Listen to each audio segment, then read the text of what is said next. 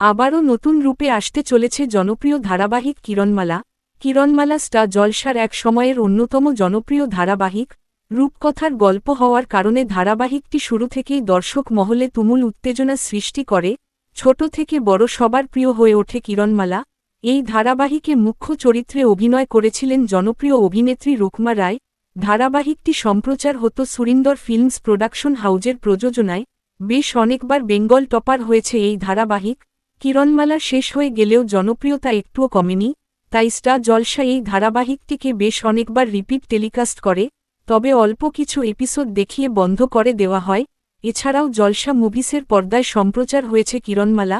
এছাড়াও বিভিন্ন ভাষায় ডাবিং করে সম্প্রচার করা হয় এই ধারাবাহিকটিকে। তবে যাই হোক, এবার আবারও টিভির পর্দায় আসছে কিরণমালা, তবে স্টার জলসার পর্দায় নয়। এবার কালার্স বাংলার পর্দায় আসতে চলেছে কিরণমালা। ইতিমধ্যে চ্যানেল থেকে অফিসিয়ালি জানিয়ে দেওয়া হয়েছে। তো বন্ধুরা, কার কার প্রিয় ধারাবাহিক কিরণমালা কমেন্টে জানাতে পারো।